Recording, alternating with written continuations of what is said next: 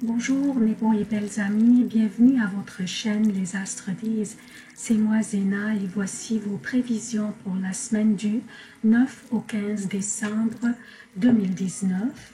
Avant de commencer, j'aimerais souhaiter la bienvenue aux nouveaux abonnés de la chaîne et les inviter à s'abonner et activer les notifications s'ils ne sont pas abonnés encore, surtout mes amis qui consultent les vidéos à travers ma page Facebook et Twitter. Aussi, vous allez remarquer que j'ai ajouté dans le background une belle musique apaisante. C'était une idée proposée par une amie très précieuse pour la chaîne. C'était Lady Vias. Je vous remercie beaucoup, Lady Vias, pour cette belle idée.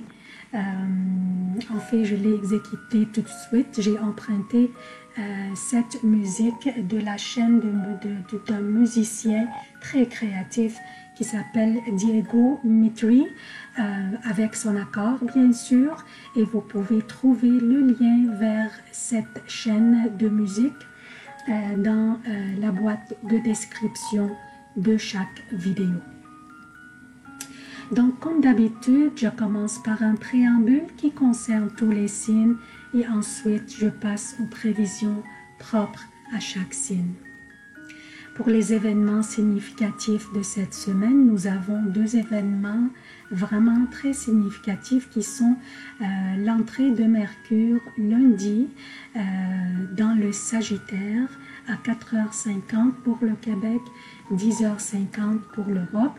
Et aussi jeudi, on va avoir une pleine lune dans les Gémeaux. Il y a aussi d'autres aspects importants dont on va parler en détail dans le préambule. Voici les emplacements des planètes durant cette semaine. Et puis, on commence. Qu'est-ce que nous avons au menu cette semaine? En fait, il y a plusieurs événements importants cette semaine, donc notre préambule risque d'être un peu plus long que d'habitude.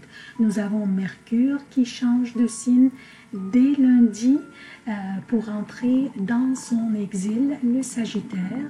Nous avons Vénus qui est vraiment très occupée cette semaine, faisant des sextiles à gauche et à droite avec Mars et avec Neptune. Et entrant aussi, je parle toujours de Vénus, entrant en conjonction avec Saturne et Pluton, et elle vient de sortir d'une conjonction avec le nœud sud qui est aussi dans le Capricorne. Donc, notre belle Vénus est, comme on dit en anglais, all over the place. Elle est très occupée cette semaine et bien sûr, nous aurons une pleine lune aussi, c'est un événement qui est important, assez important, une pleine lune jeudi 12 décembre dans les Gémeaux, dont on va parler pour chaque signe en particulier dans les prévisions propres à chaque signe. Donc dans le préambule, je ne vais pas parler de la pleine lune, mais plutôt des aspects et des significations aussi de l'entrée de Mercure dans le Sagittaire. On commence par Mercure en Sagittaire. Quelles sont ses significations, ses effets aussi? Mercure, la planète qui représente l'intellect, les détails, l'échange de l'information, toutes sortes de correspondances, l'échange commercial aussi, ainsi que les déplacements courts. Mercure en Sagittaire fait que notre réflexion passe d'un besoin d'approfondir une situation donnée à un besoin ou à un désir d'apprendre sur un large éventail de sujets. Les idéaux sont recherchés, notre pensée est plus optimiste, nous sommes plus en mesure de croire et de convaincre, mais nous ne sommes pas toujours très précis sous cette influence. Nous pourrions omettre de fouiller dans les détails ou de les fournir et vouloir passer directement aux conclusions dans l'énergie optimiste, aventurière et audacieuse du Sagittaire. Le Sagittaire qui ne veut pas les détails et veut passer directement au bout de la ligne. D'où la nécessité de mettre des efforts additionnels de notre part pour ne pas prendre nos décisions ou nous engager hâtivement sans bien calculer nos démarches d'abord. Je vous rappelle que les astres ne sont pas contre nous, mais ils sont là pour nous guider. Et en sachant les énergies entourant nos journées, nous serons en mesure de nous adapter et nous rajuster en conséquence. Ce qui va accentuer ce manque d'attention aux détails, donc de fouiller, d'examiner, calculer bien les détails, serait le carré que fait le Soleil avec Neptune durant cette semaine, et dimanche aussi, Mercure, lui aussi, va entrer en carré avec Neptune pour rendre nos aptitudes analytiques un peu distraites et exigeant des efforts de notre part. Un autre aspect important cette semaine sera que Vénus va entrer en conjonction avec Saturne et Pluton. Donc, comme vous voyez, elle se rapproche pour qu'elle devienne mercredi une conjonction très étroite avec Saturne. Ensuite, elle continue pour aussi faire une conjonction très étroite avec Pluton vendredi. Donc, mais les effets de cette conjonction vont durer pour toute la semaine. Alors, nos relations et nos finances pourraient souffrir de cet aspect qui pourrait apporter de l'isolement, de la tristesse et de la privation. Il nous serait difficile d'exprimer notre amour et affection, mais facile être froid et peut-être méchant.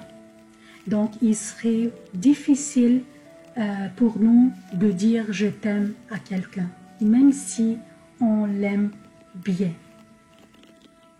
Une relation existante peut être testée et des questions impliquant la culpabilité ou la déloyauté peuvent être la source du problème.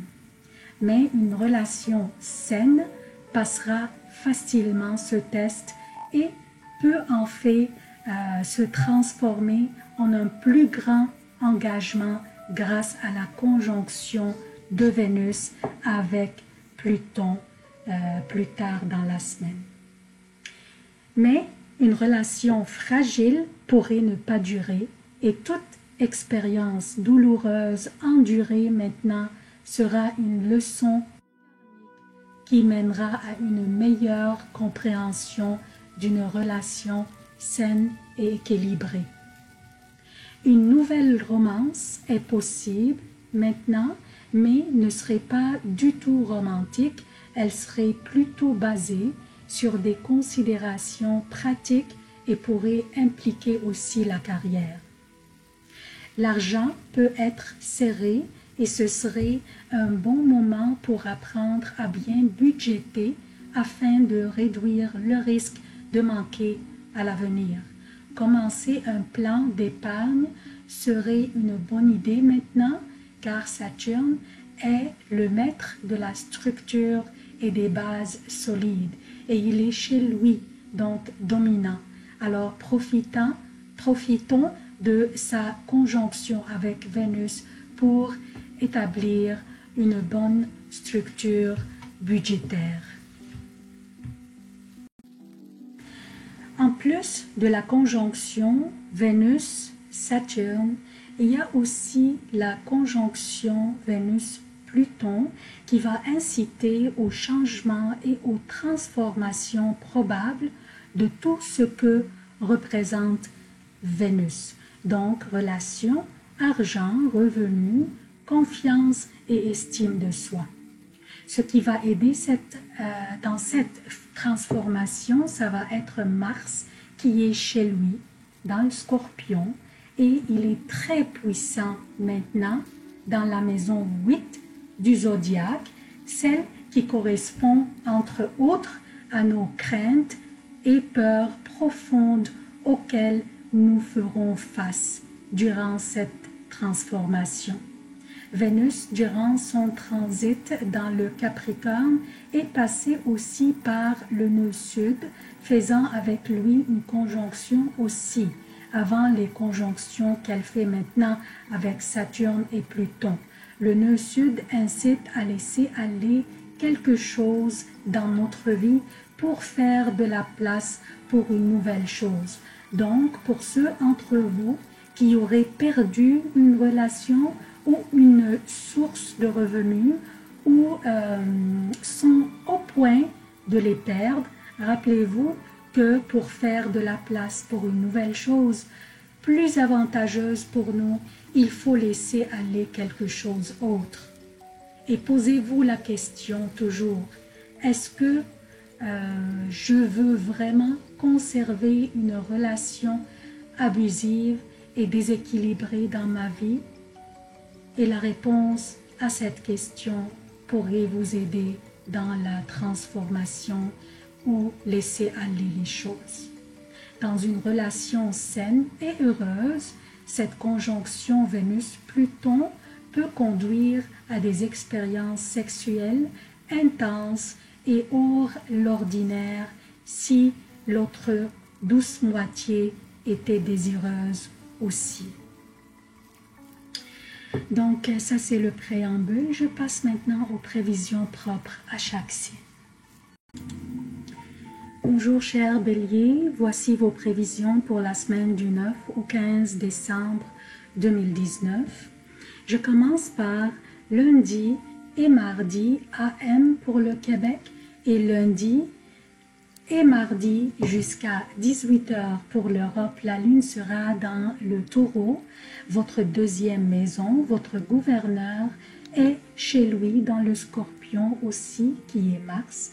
Je parle de Mars et maintenant Mercure entre dans votre 9e maison où se trouve le Soleil, le gouverneur de votre 5e maison. Donc, chers béliers, toutes les énergies qui vous entourent vous disent allez de l'avant. Vous êtes sur la bonne voie.